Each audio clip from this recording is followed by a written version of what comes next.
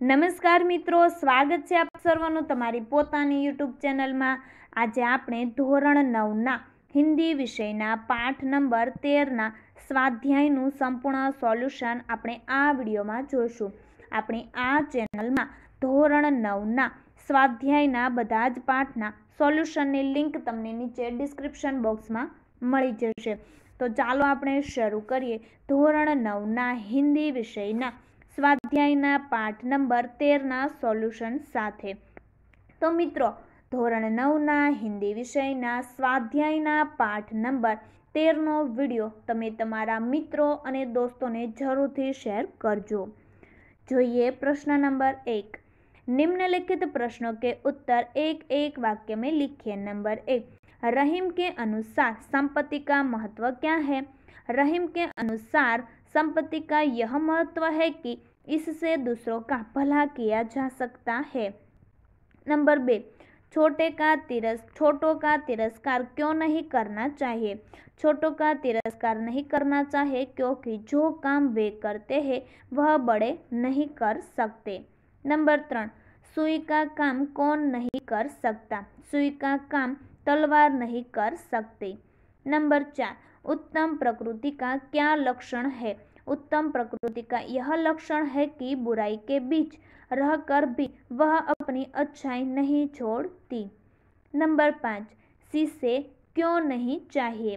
प्रश्न का कुछ अर्थ नहीं निकलता, अंततः इस प्रश्न का उत्तर नहीं दिया गया। नंबर 6, मांगने के बारे में रहीम क्या कहते हैं? रहीम जी कहते हैं कि मांगना मृत्यु समान है। प्रश्न नंबर 2, निम्नलिखित प्रश्नों के उत्तर विस्तार से लिखिए। नंबर 1, वृक्ष और सरोवर के उदाहरण से रहीम हमें क्या समझाते हैं? वृक्ष अपने फल स्वयं नहीं खाते, सरोवर अपना पानी स्वयं नहीं पीते। रहीम जी कहते हैं कि हमें भी इनसे प्रेरणा लेनी चाहिए। अपनी जमा की गई धन संपत्ति का उपयोग हमें केवल अपने सुख के लिए नहीं करना चाहिए, हमें उसके द्वारा दूसरों की भलाई भी करनी चाहिए। नंबर 2, रहीम कड़वे मुख वाले मनुष्य की प्रकृति को कैसे समझते हैं? तो कड़वे मुख वाले मनुष्य की प्रकृति कड़वी ककड़ी के समान होती है। कुछ लोगों की जबान कड़वी होती है, वे हमेशा कड़वे बोल ही बोलते हैं। वे यही नहीं सोचते कि उनकी कड़वी वाणी सुनने वालों को कितनी चोट पहुंचाती है। ऐसे लोगों का मुंह ककड़ी के मुंह के समान होता है।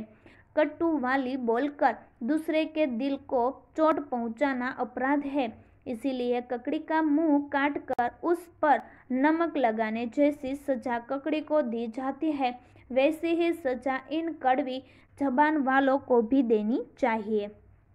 नंबर 3, लाख प्रयत्न करने पर भी बिगड़ी हुई बात नहीं बनती, ऐसा रहीम जी किस उदाहरण से समझाते हैं? तो किसी कारण से बात बिगड़ जाए तो उसे सुधारना बड़ा मुश्किल होता है। इसे समझाने के लिए रहीम जी फटे हुए दूध का उदाहरण देते हैं। फटे हुए दूध से जमाए गए दही की मक्खन बनाने की शक्ति समाप्त हो जाती है, फिर उसे कितना भी मथा जाए उसमें से मक्खन नहीं निकलता। रहीम जी कहते हैं कि बिगड़ी हुई बात फटे हुए दूध जैसी होती है, उसे सुधारने के लिए कितने भी प्रयत्न किए जाए वह नहीं सुधर पाती। प्रश्न नंबर 3, आशय स्पष्ट कीजिए। नंबर 1, रहीम देखी बड़ेन को लघु न दीजिए डारी।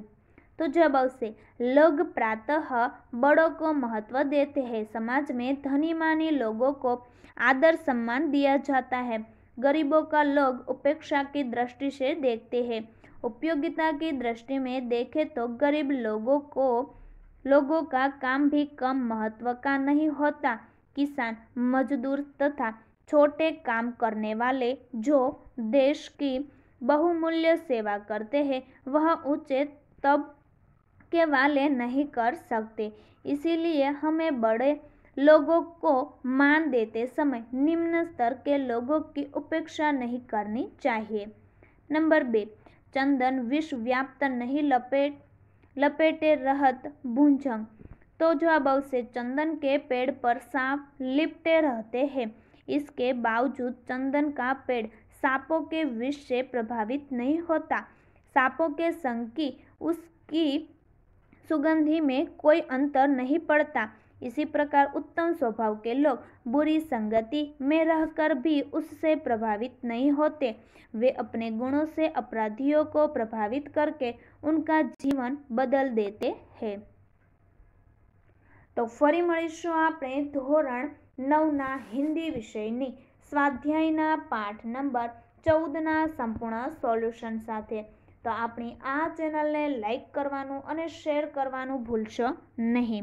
आ स्वाध्यायना बधा ज पाठना विडियो वॉट्सएप में प्राप्त करवा माटे अपना वॉट्सएप ग्रुप में जरूरथी जोड़ाई जजो, जेनी लिंक तमने नीचे डिस्क्रिप्शन बॉक्स में मळी जशे।